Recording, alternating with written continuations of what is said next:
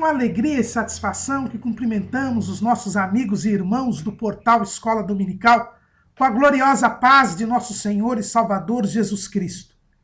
Estamos dando início a uma introdução ao trimestre, este primeiro trimestre de 2015, cumprimentando desde já os nossos amigos e irmãos, desejando a todos um feliz 2015, repleto das bênçãos do Senhor. Teremos um ano difícil pela frente, um ano mais próximo da vinda de Jesus, situação econômico-financeira do país difícil, mas confiamos em Deus. E vamos agradecer a Deus por podermos iniciar mais um ano em que estaremos estudando a palavra de Deus.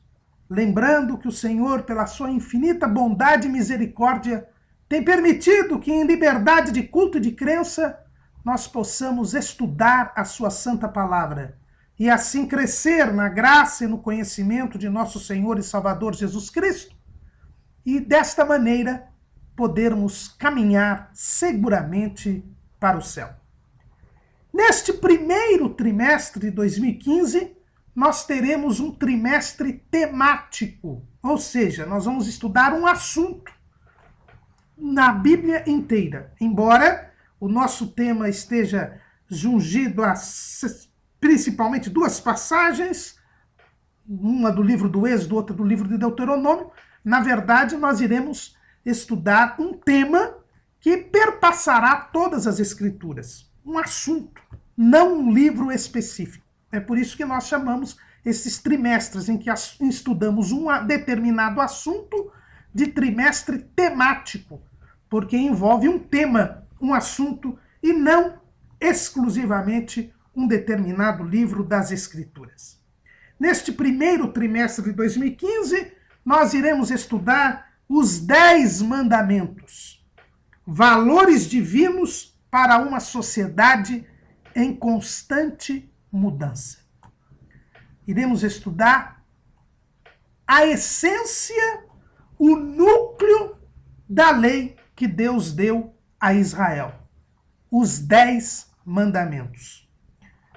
O comentarista desse trimestre é o pastor Ezequias Soares da Silva, presidente das Assembleias de Deus em Jundiaí, no estado de São Paulo, membro do Conselho de Doutrina e também do Conselho de Apologética da Convenção Geral das Assembleias de Deus, um dos grandes estudiosos do Antigo Testamento de nossa denominação na atualidade, um grande homem de Deus, muito dedicado tanto ao ensino da palavra quanto às missões. E também à apologética, a defesa da fé. Sem dúvida alguma, teremos um trimestre profícuo de grandes ensinamentos para cada um de nós. E alguém, logo de início, poderá perguntar, mas irmão Caramuru, por que iremos estudar os 10 mandamentos? Isto é a lei. Nós estamos no tempo da graça. Para que estudar os 10 mandamentos? Estaríamos retrocedendo no tempo? Estaríamos virando legalistas? Judaizantes? Não, queridos e amados amigos e irmãos. O estudo dos 10 mandamentos é fundamental para nós entendermos a moral cristã, a ética cristã. Os irmãos sabem que a ética é a conduta ideal do indivíduo. É o comportamento que se espera. São as regras que demonstram qual deve ser o comportamento do ser humano. É a ética que nos diz o que é o certo, o que é o errado, o que é o bem e o que é o mal. A moral tem um sentido um tanto quanto distinto. A moral são os costumes, as práticas que uma determinada sociedade estabelece dentro daquilo que é bem ou que é mal. A moral ela estabelece o que deve ser feito e o que não deve ser feito numa determinada sociedade, em razão das circunstâncias geográficas, em razão da história daquele povo, mas sempre, ainda que os costumes sejam diversos, existe um substrato, existe algo que é fundamental e que diz o que é certo e o que é errado, o que é bom e o que é mal. É isto que nós vemos na história da humanidade. E por que isto é assim? Porque quando Deus criou o homem, ele criou o homem para que ele fosse um ser moral. Quando Deus criou o homem, a Bíblia diz lá em Gênesis, capítulo 1, versículo 26, e disse Deus, façamos o homem à nossa imagem, conforme a nossa semelhança, e domine sobre os peixes do mar, e sobre as aves dos céus, e sobre o gado, e sobre toda a terra, e sobre todo o réptil que se move sobre a terra. E criou Deus o homem à sua imagem, a imagem de Deus o criou, macho e fêmea os criou. Gênesis 1, 26 e 27. Quando Deus criou o homem à sua imagem e semelhança, para que dominasse sobre a criação terrena. E para dominar a criação terrena, o homem tinha que ser superior aos seres terrenos criados por Deus. E Deus deu esta superioridade ao homem, fazendo-o um ser moral. O homem era um ser que identificaria o bem e o mal, que teria condições de distinguir entre o bem e o mal, assim como Deus e assim como os anjos.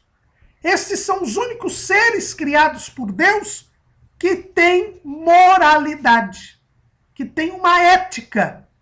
Os anjos e o homem. Tanto os anjos quanto o homem, eles foram criados por Deus com a capacidade de distinguir entre o bem e o mal.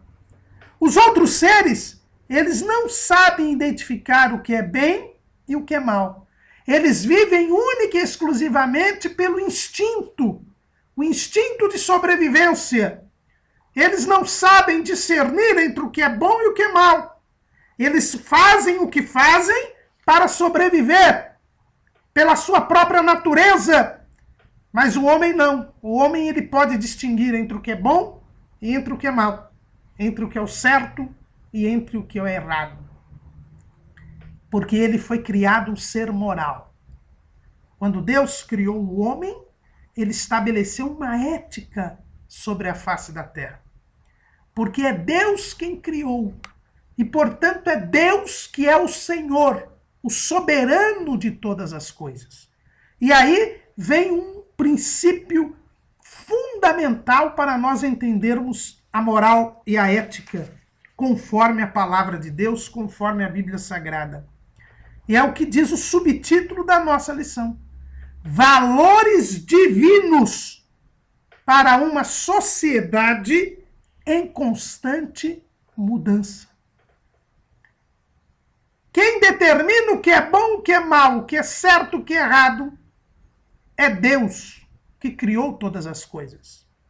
Como Senhor, como Criador, como soberano de todas as coisas, somente Deus pode dizer o que é bom e o que é mal, o que é certo e o que é errado. O homem como criatura, criada com a possibilidade de distinguir o que é bom, o que é mal, o que é certo, o que é errado, ele não pode ele mesmo dizer o que é bom, o que é mal, o que é certo, o que é errado. Deus lhe deu a capacidade de distinguir, de diferenciar entre o que é bom e o que é mal, entre o que é certo e o que é errado. Mas o que é o bem, o que é o mal, o que é o certo, o que é o errado, é algo determinado, estabelecido por Deus. E aqui vem o grande drama que vive a humanidade nos dias de hoje. É que a humanidade, ao se rebelar contra Deus, ao pecar contra Deus, ela quis ficar no lugar de Deus. Foi a mentira contada pelo diabo e que o primeiro casal, lamentavelmente, acreditou. Está lá em Gênesis, no capítulo 3, no versículo 4. Então a serpente disse à mulher: certamente não morrereis, porque Deus sabe que no dia em que dele comerdes, se abrirão os vossos olhos, e sereis como Deus, sabendo o bem e o mal. Satanás, ao enganar o primeiro casal, ele disse que o homem poderia ele mesmo definir o que era o bem e o que era o mal. A mentira que o diabo convenceu o primeiro casal é de que eles poderiam ser iguais a Deus. E eles estabeleceriam o que era o certo e o que era errado, o que era o bem e o que era o mal. E, lamentavelmente, a humanidade perdida, ainda hoje, quer ela estabelecer o que é o bem e o que é o mal, o que é o certo e o que é o errado. É o que nós dizemos e vivemos hoje, o tempo do chamado relativismo ético, em que as pessoas dizem que o que é bom e o que é mal é relativo. Depende. Depende do tempo, depende do lugar, depende da situação. E é por isso que nós vivemos hoje um caos moral. Vivemos hoje uma tragédia moral na humanidade. Porque os homens sem referencial já não sabem mais o que é o certo, o que é o errado, o que é o bom, o que é o mal, e estão se destruindo. Por quê? Porque se rebelaram contra Deus. Não aceitam o senhorio de Deus. Não aceitam que Deus diga o que é bom, o que é mal, o que é certo e o que é errado. Deixam Deus de lado. E eles querem estabelecer, como se fossem deuses, o que é o certo, o que é o errado, o que é bom, o que é mal. Vivemos a situação que disse o salmista, lá no Salmo de número 14, Salmo de Davi, ele diz assim: disse o nécio no seu coração, não há Deus. Tem-se corrompido, fazem-se abomináveis em suas obras. Não há ninguém que faça o bem. O Senhor olhou desde os céus para os filhos dos homens, para ver se havia algum que tivesse entendimento e buscasse a Deus. Desviaram-se todos e juntamente se fizeram imundos. Não há quem faça o bem. Não há sequer um. Este é o quadro da humanidade. Como eles se recusam a obedecer a Deus, como eles não aceitam que é Deus quem diz o que é certo, o que é errado, o que é bom, o que é mal, eles acabam se corrompendo. As obras dos homens acabam se tornando abomináveis. Isto é, Deus tem nojo delas. A maldade impera. Não há ninguém que faz o bem. Ninguém busca a Deus. Ninguém tem entendimento. E todos se desviam e se fazem imundos. Porque não há quem faça o bem. Não há sequer um. Por quê? Porque o homem não quer seguir a orientação divina. Porque o homem não quer se submeter aos parâmetros divinos. Porque é Deus quem diz o que é certo, o que é errado, o que é bom, o que é mal. E quando o homem quer ficar no lugar de Deus, o bem desaparece. E só há corrupção, só há maldade, só há perversidade. É o que nós vemos nos dias de hoje. É a história da humanidade. E é por isso que o nosso tema desse trimestre é sobre os valores divinos. Aquilo que Deus estabeleceu como bom e como mal. Porque os homens mudam constantemente. E vão de mal a pior, enganando e sendo enganados. Como diz o apóstolo Paulo, falando sobre os últimos tempos, ele nos diz o seguinte, lá em 2 Timóteo, capítulo 3, versículo 13, mas os homens maus e enganadores irão de mal para pior, enganando e sendo enganados. Quando o homem rejeita o senhorio de Deus, quando o homem quer se fazer igual a Deus, querendo ele dizer o que é bom, o que é mal, ele se torna um escravo do mal. Somente há corrupção, a maldade. Não há ninguém que faça o bem, porque ele rejeita a fonte de todo o bem, que é o próprio Deus. Por isso é importante nós sabermos quais são os valores divinos, quais são os parâmetros divinos, para que, obedecendo a Deus, fazendo o que Deus diz que é bom, e não fazendo o que Deus diz que é mal, nós possamos entrar em comunhão com Ele e cumprir o propósito que Deus deu para nós, que era o de dominar sobre a criação terrena, de manter com Ele um relacionamento eterno e de adorá-lo e desfrutar da sua glória. Os valores divinos são os parâmetros, as regras que o próprio Deus estabeleceu para o homem, quando o criou. Quando nós abrimos a Bíblia, em Gênesis 1 e 2, nós temos a criação do mundo. A Bíblia narra como é que o mundo foi criado. Moisés teve essa revelação de Deus. Mas o que pouca gente sabe é que na narrativa da criação, no relato da criação, nós não temos apenas a criação do mundo físico. Todos nós sabemos que no primeiro dia Deus criou a luz, depois no segundo dia Deus criou a porção seca, os mares e assim por diante, vai criando os vegetais, depois cria os animais e por fim no último dia, no penúltimo dia, no sexto dia, ele cria o homem.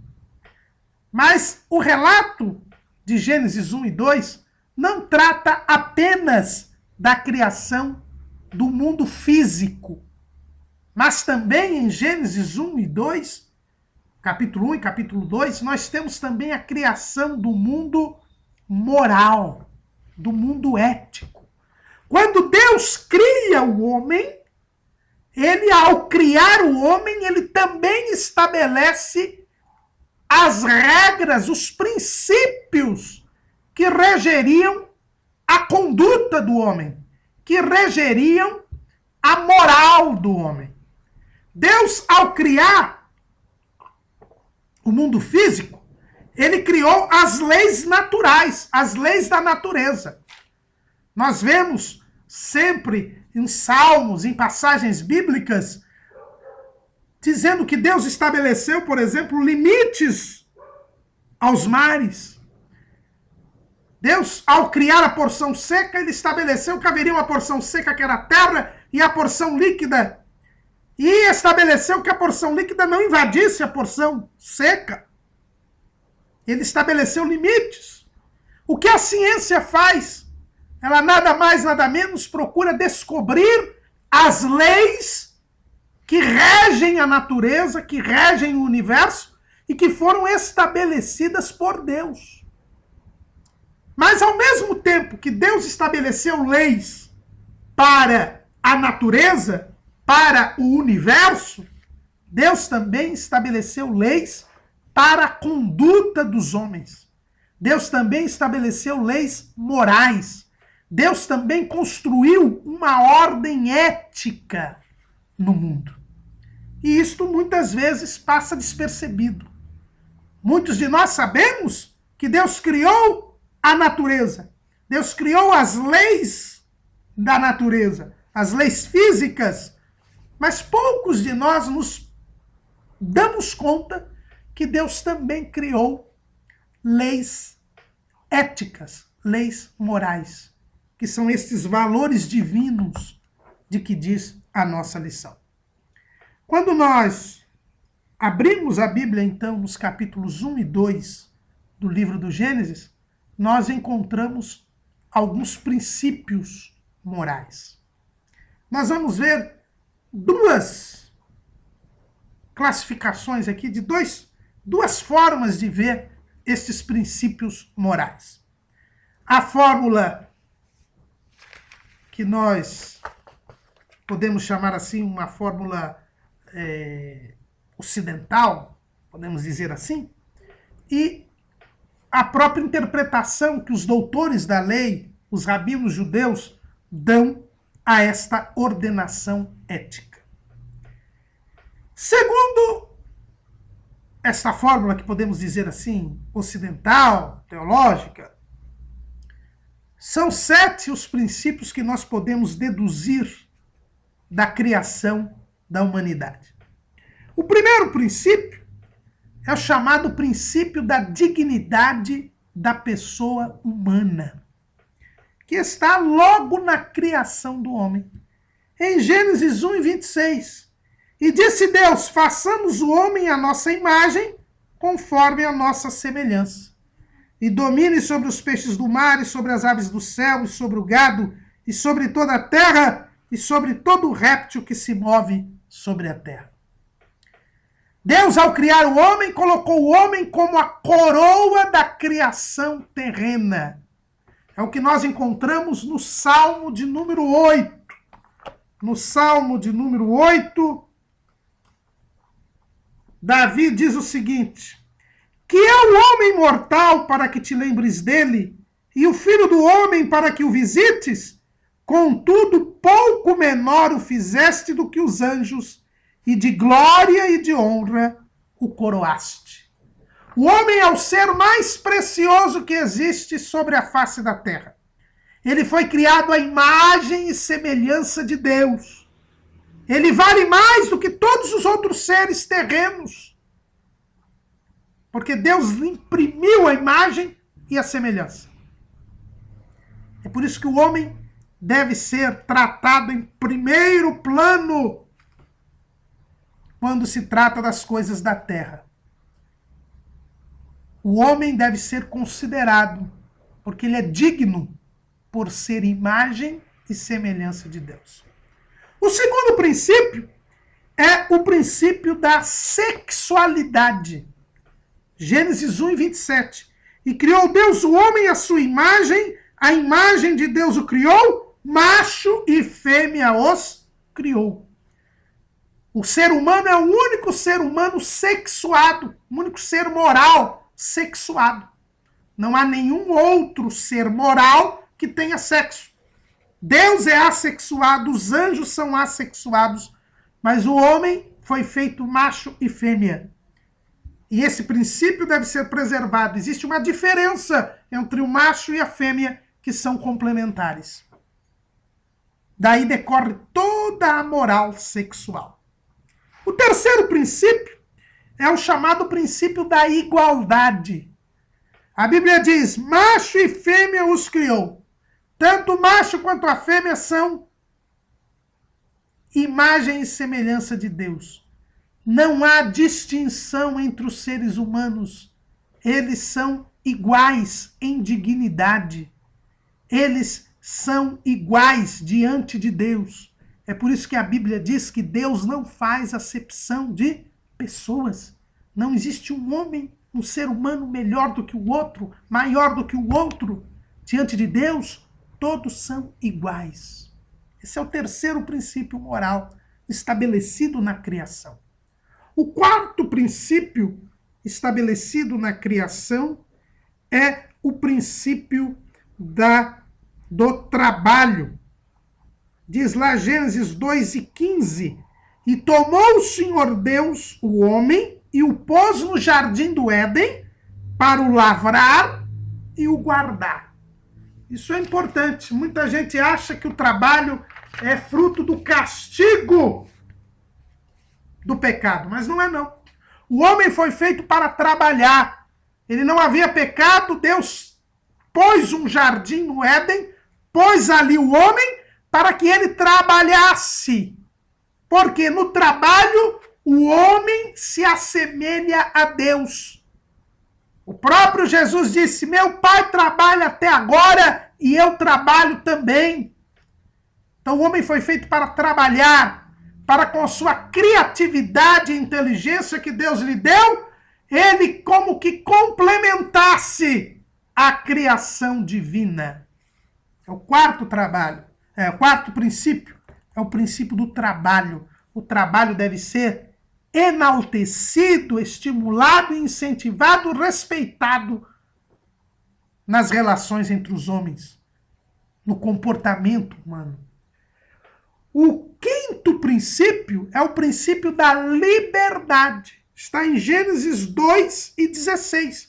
E ordenou o Senhor Deus ao homem, dizendo: de toda árvore do jardim comerás livremente. O homem tem o livre-arbítrio.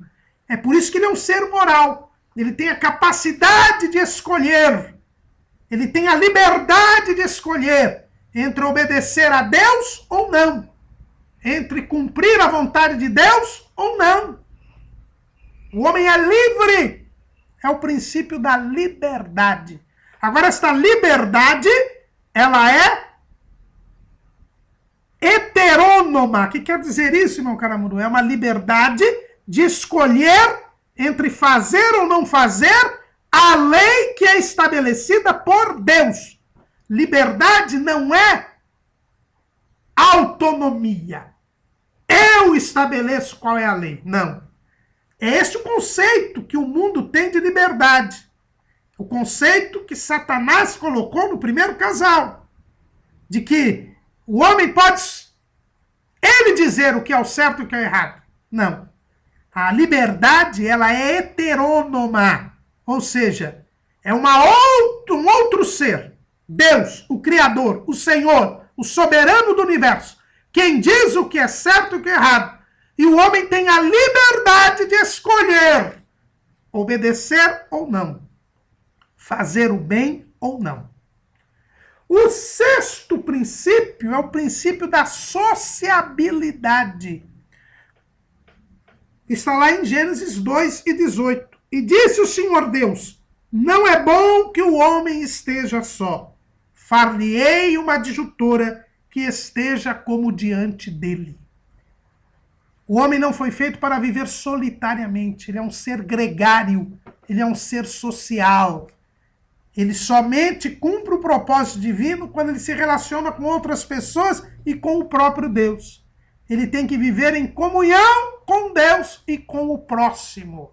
Esse é o sexto princípio. E o sétimo e último princípio é o princípio da família monogâmica, que está em Gênesis 2:24. Portanto, deixará o varão seu pai e a sua mãe, e apegar-se-á à sua mulher, e serão ambos uma carne. A sociedade tem como base a família. Família que se constrói pelo casamento entre um homem e uma mulher, formando uma comunhão de vida. É assim que se desenvolve a sociedade humana. Foi assim que foi estabelecido por Deus. Então, quando Deus criou o homem, ele também criou os parâmetros, os princípios que devem reger o comportamento do homem. O princípio da dignidade da pessoa humana, o princípio da sexualidade, o princípio da igualdade, o princípio do trabalho, o princípio da liberdade, o princípio da sociabilidade e o princípio da família monogâmica. São esses 7 princípios, segundo esta fórmula que podemos chamá-la de ocidental ou teológica, que Deus estabeleceu ao criar o homem. Os rabinos judeus, os intérpretes da lei de Moisés, os doutores da lei, para usar a linguagem do Novo Testamento, estabeleceram uma outra principiologia. né? Eles dizem que, na verdade, o Deus, ao criar o homem, ele estabeleceu, sim, uma regra, uns princípios, uma lei que deveria ser obedecida pelo homem. E esta lei, eles chamam dos 7 preceitos dos filhos de Noé. Porque os filhos de Noé são os gentios. Porque depois da destruição do mundo pelo dilúvio, Noé e sua família repovoaram a terra. Então, os rabinos judeus dizem que Deus estabeleceu princípios para o homem. E eles chamam dos 7 preceitos dos filhos de Noé. E os doutores da lei, eles deduzem este princípio de Gênesis 2, 16 e 17. Que nós já lemos aqui, mas vamos ler novamente. Então, segundo os doutores da lei, os 7 preceitos dos filhos de Noé são os seguintes, os 7 princípios que regem a humanidade e que Deus reiterou a Noé depois que houve o dilúvio. E que são princípios que valem para todas as nações, porque Noé repovoou a terra. Está lá em Gênesis 2, 16 e 17. E ordenou o Senhor Deus ao homem, dizendo: de toda árvore do jardim comerás livremente, mas da árvore da ciência do bem e do mal, dela não comerás, porque no dia em que dela comeres, certamente morrerás.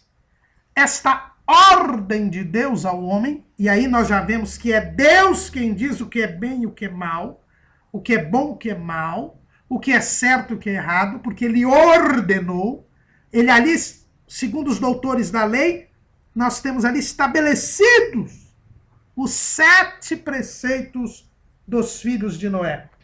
O primeiro preceito, dizem eles, é não cometer a idolatria. É a proibição da idolatria. Por quê? Porque está escrito, e ordenou o Senhor Deus. Se Deus ordenou, é porque ele é o Senhor. E se ele é o Senhor, só ele manda. Eu não posso ter outros deuses. Não existem outros deuses. É a proibição da idolatria. É o que se encontra, e dizem os rabinos, lá em Êxodo 15 e 25. Êxodo 15, 25, diz assim: e ele clamou ao Senhor, e o Senhor mostrou-lhe um lenho que lançou nas águas, e as águas se tornaram doces. Ali lhes deu estatutos e uma ordenação, e ali os provou. Então é Deus quem dá as ordens, quem dá os estatutos, porque ele é o Senhor. E se ele é o Senhor, só ele pode ser adorado. Só ele pode ter a sua soberania reconhecida. Então dizem os autores da lei, o primeiro preceito dos filhos de Noé, o primeiro preceito moral, válido para toda a humanidade, é a proibição da idolatria.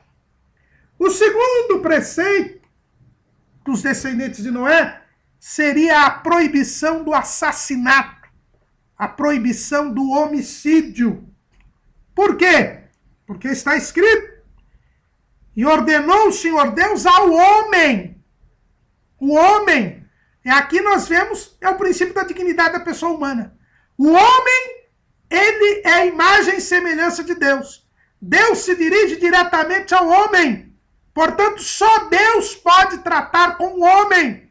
É Deus quem dá a vida ao homem e ninguém pode tomá-la. E isto Deus repete para Noé, lá em Gênesis capítulo 9, versículo 6. Quem derramar o sangue do homem, pelo homem o seu sangue será derramado, Porque Deus fez o homem conforme a sua imagem. Só Deus que é o dono da vida. Deus requererá, diz no versículo 5, e certamente requererei o vosso sangue, o sangue de vossas vidas. É Deus quem requer o sangue. É Ele quem criou o homem. Então, os doutores da lei dizem que o segundo preceito dos filhos de Noé é a proibição do homicídio.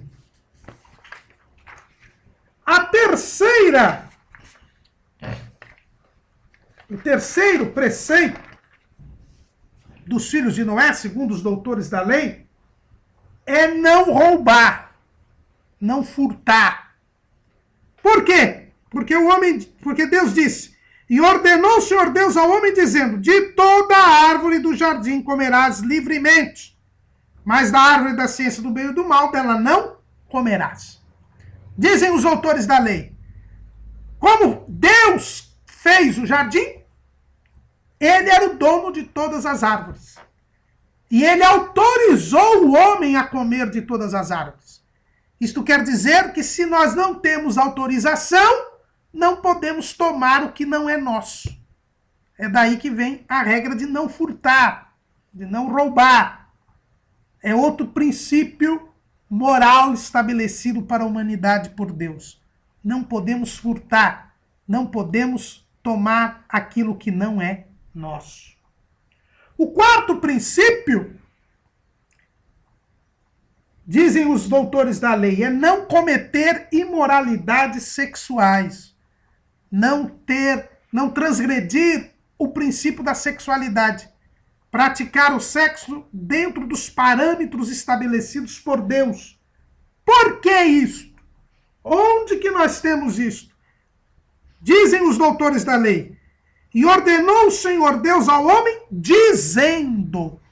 E aí, este dizendo, os rabinos interpretam com base em Jeremias, capítulo 3, versículo 1. Em Jeremias 3:1 estão dizendo: eles dizem, se um homem despedir sua mulher e ela se ausentar dele e se ajuntar a outro homem, porventura tornará ela mais? Não se poluiria de toda aquela terra? Ora, tu te maculaste com muitos amantes, mas ainda assim torna para mim, diz o Senhor. Este dizer aqui, em Jeremias, eles estão dizendo o quê? A respeito da perversidade sexual, da quebra do casamento, da fidelidade sexual, da fidelidade conjugal, a prostituição, enfim, todas estas coisas. Por isso os rabinos entendem, aqui está a proibição do adultério, a proibição da prostituição, da imoralidade sexual. A comunhão a ser estabelecida entre os homens há de ser feita dentro da distinção entre macho e fêmea, dentro da complementariedade entre homem e mulher, dentro da família estabelecida pelo casamento para dar uma comunhão de vida.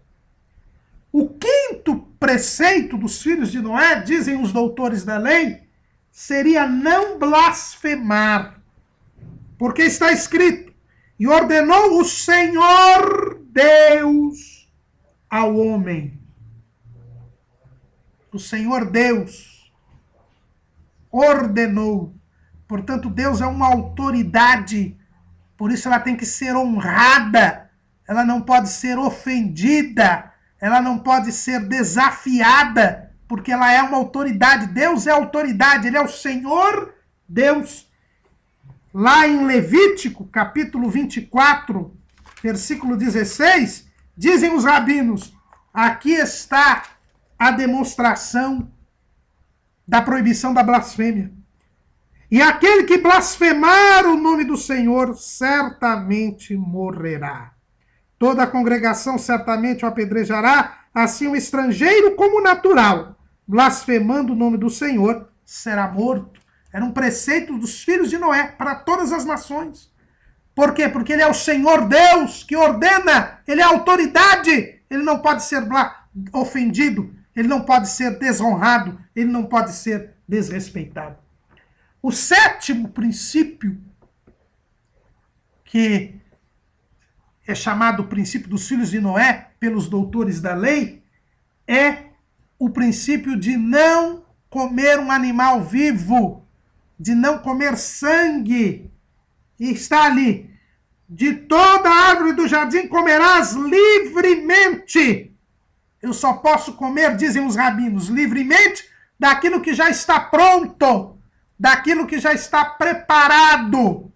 E um animal ainda com sangue não está pronto, ainda está vivo, não pode ser comido.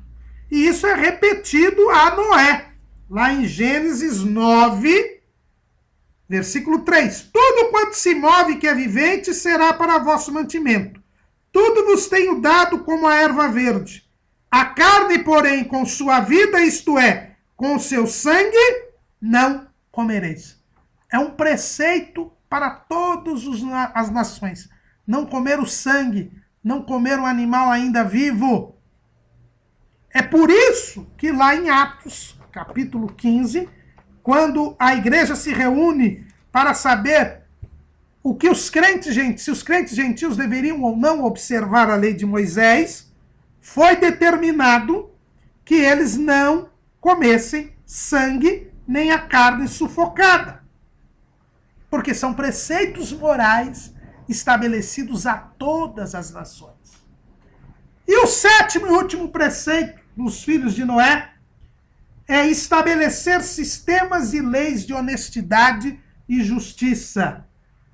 E ordenou o Senhor Deus: todas as árvores comerás livremente, mas da árvore da ciência do bem e do mal dela não comerás, porque no dia em que dela comeres, certamente morrerás. A obediência a Deus nos faz fazer o bem, a praticar a justiça, a ser honesto, a ser reto. É isto que se estabelece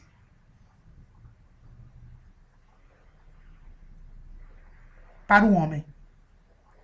Então, segundo os rabinos judeus, os 7 preceitos morais, os 7 princípios éticos que regem a humanidade, estabelecidos por Deus, é não cometer a idolatria, não praticar o homicídio, não furtar, não cometer imoralidade sexual, não blasfemar, não comer o sangue, não comer um animal vivo, e estabelecer sistemas e leis de honestidade e de justiça pela obediência a Deus. Mas, irmão Caramuru, o senhor está falando aí a respeito dos princípios éticos na criação do mundo, seja numa interpretação teológica ocidental, seja na interpretação dos doutores da lei. Mas que isto tem a ver com os 10 mandamentos, que é o tema do nosso trimestre? Irmãos, tem tudo a ver. Porque os 10 mandamentos foram 10 palavras, inclusive nós chamamos 10 mandamentos, mas na verdade o texto bíblico fala de 10 palavras. Está lá no livro do Êxodo, capítulo 20, versículo 1. Então falou Deus todas estas palavras, dizendo. É por isso que os 10 mandamentos são chamados de decálogo. Quer dizer, as 10 palavras em grego. Decálogo é assim que está na Septuaginta, né? A versão grega do Antigo Testamento. Deus falou 10 palavras, o decálogo, as 10 palavras. O que são? São palavras que Deus proferiu a Israel no Monte Sinai, que são da lei de Moisés a parte mais importante, porque foram proferidas pelo próprio Deus. O próprio Deus desceu ao Monte Sinai e falou diretamente ao povo qual devia ser o comportamento do povo. Foi uma aliança estabelecida com Israel, como nós haveremos de estudar na primeira lição e também na segunda lição. Mas não podemos nos esquecer do que o Senhor fala lá em Malaquias, no capítulo 3, no versículo 6. O Senhor diz assim: porque eu, o Senhor, não mudo. E lá em Tiago, no capítulo 1 e no versículo 17, está escrito: toda boa dádiva e todo dom perfeito vem do alto, descendo do Pai das luzes, em quem não há sombra, não há mudança, nem sombra de variação. Deus não muda, irmãos. Então, aquelas regras que ele estabeleceu no Jardim do Éden, aquelas regras que ele repete a Noé, são as mesmas regras que ele dá ao povo de Israel. Porque Deus criou o homem, e é Deus quem estabelece qual deve ser a conduta do homem. É por isso que nós vamos estudar os 10 mandamentos. Não é porque nós estamos voltando para a lei de Moisés. Nós estamos na graça. Mas Deus não muda. E o comportamento que ele quis do homem, lá no Éden, é o mesmo comportamento que ele quis do homem com Noé. É o mesmo comportamento que ele quis no homem no Monte Sinai. E é o mesmo comportamento que ele quer de nós hoje. É neste sentido que nós devemos entender o que Jesus diz no Sermão do Monte, lá em Mateus capítulo 5, versículo 17. Não cuideis que vim destruir a lei ou os profetas. Não vim abrogar, mas cumprir. A lei de Deus, ela é eterna, porque Deus é eterno.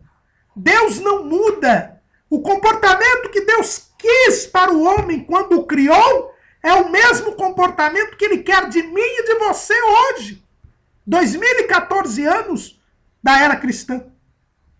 2015 agora, melhor dizendo. Estamos no ano novo.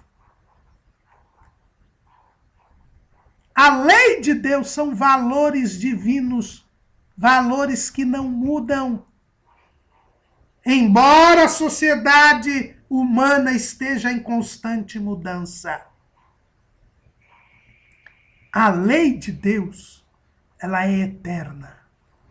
E quando Deus proferiu a Israel as 10 palavras, os 10 mandamentos, ele estava mostrando qual era a sua vontade. De uma forma um pouco mais minudente para Israel. E Jesus, ao vir a este mundo, ele aprofunda esta lei. Ele dá o devido alcance a esta lei. Porque a lei que Deus deu a Israel era apenas uma sombra da realidade completa que somente seria revelada através de Cristo Jesus. É por isso que a igreja, desde os mais antigos tempos da sua história, ela tem se debruçado sobre os 10 mandamentos para estudá-los, porque daqui nós extraímos a moral cristã. Daqui nós extraímos a vontade de Deus para o nosso comportamento, para a nossa conduta, para as nossas atitudes. Os 10 mandamentos, assim como os 7 preceitos dos filhos de Noé, assim como os princípios estabelecidos na criação, eles trazem uma mesma conduta, uma mesma linha de atuação. E é por isso que nós devemos estudar os 10 mandamentos.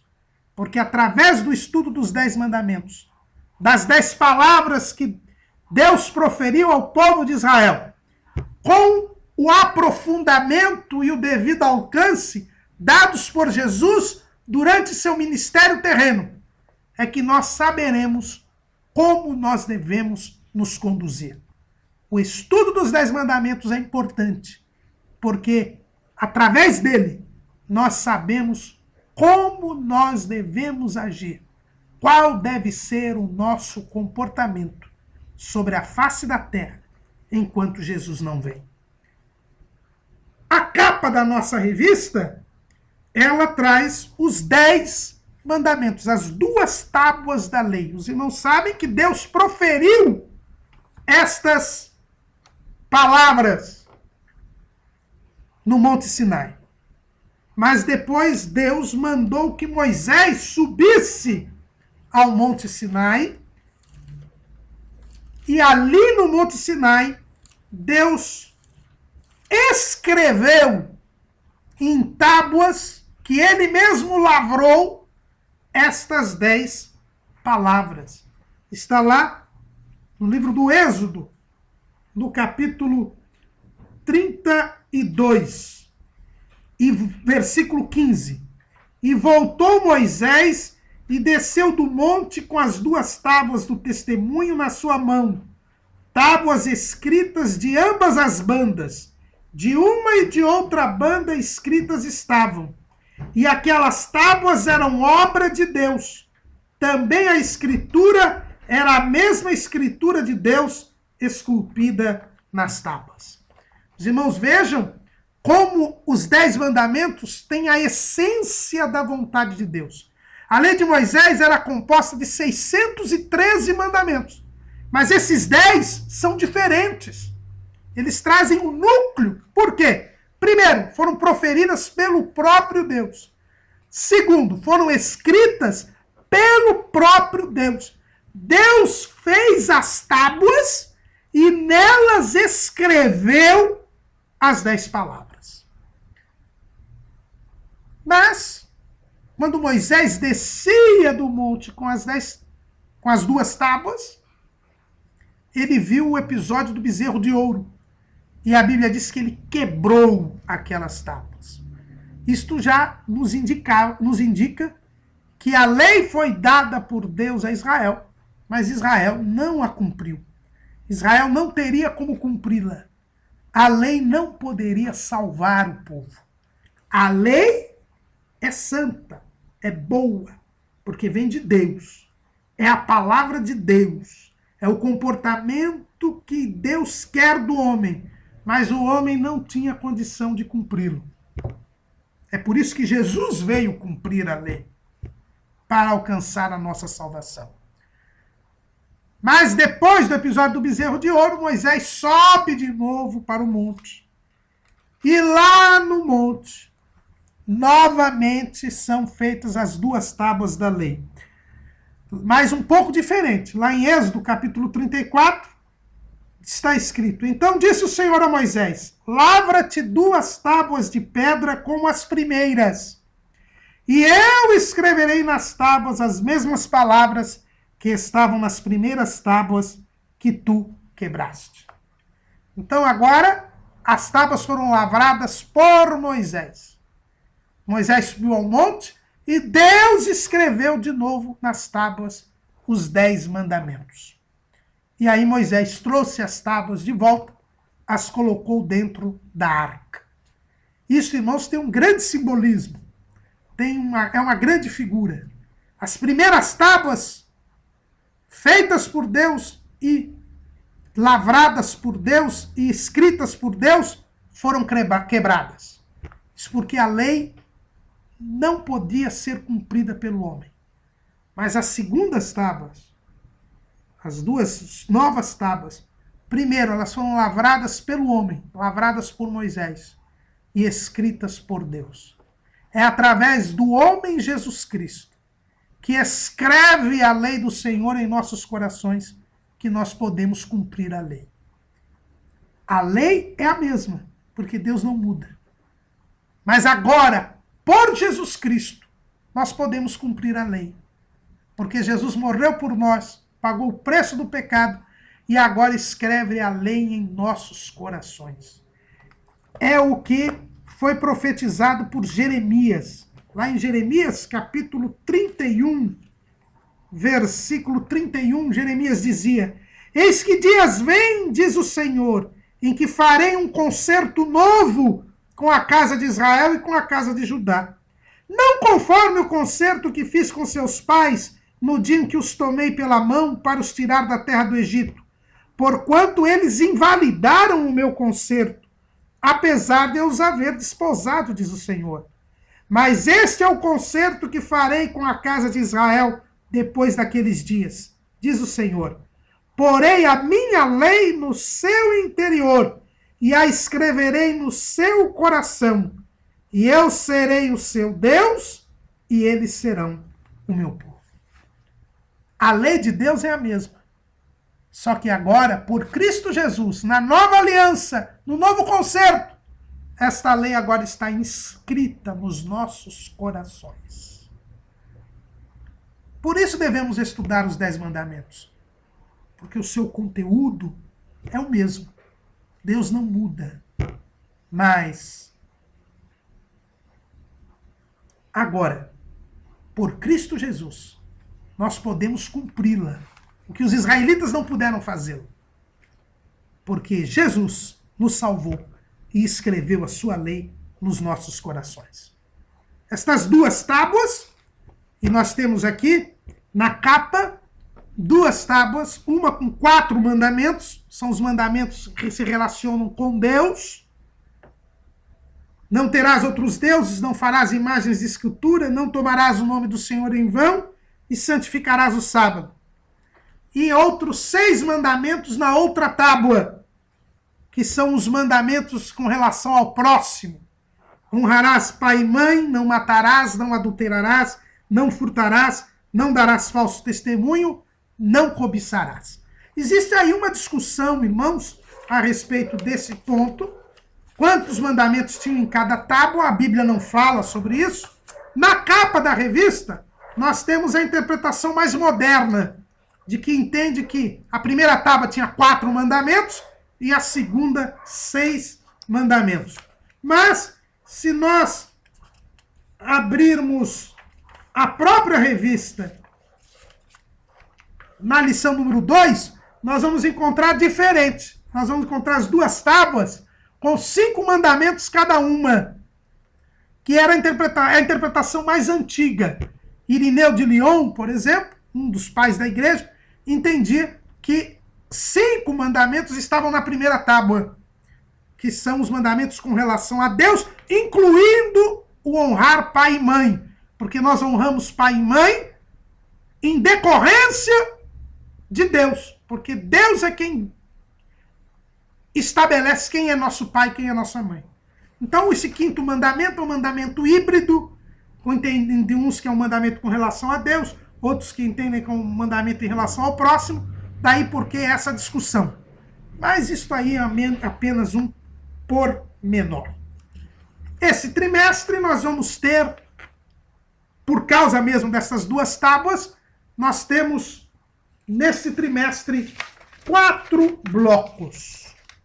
O primeiro bloco é um bloco introdutório. Na primeira lição, nós vamos estudar como Deus deu a sua lei a Israel. É o título da lição, Deus dá a sua lei ao povo de Israel. Nós vamos estudar os episódios que envolveram a entrega da lei de Deus para Israel. Na lição número 2, ainda dentro desse bloco introdutório, nós iremos estudar o padrão da lei moral. Iremos ter uma visão panorâmica dos 10 mandamentos, inclusive com a famosa distinção que se faz entre lei moral e lei cerimonial. Vamos estudar a respeito disso. Qual é o papel da lei, qual é a estrutura da lei. Depois, no segundo bloco, nós vamos estudar os mandamentos da primeira tábua, ou seja, os mandamentos com relação a Deus.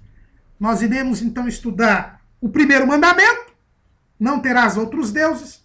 O segundo mandamento, não farás imagens de escultura. O terceiro mandamento, não tomarás o nome do Senhor em vão. O quarto mandamento, santificarás o sábado. E o quinto mandamento, honrarás pai e mãe. O terceiro bloco, nós vamos estudar os mandamentos em relação ao próximo. A segunda tábua. O sexto mandamento, não matarás. O 7º mandamento, não adulterarás. O 8º mandamento, não furtarás. O 9º mandamento, não dirás falso testemunho. E o 10º e último mandamento, não cobiçarás. E o 4º e último bloco, que envolve a última lição, é a lição 13, onde iremos estudar a igreja e a lei de Deus. Qual o papel da lei de Deus para a igreja?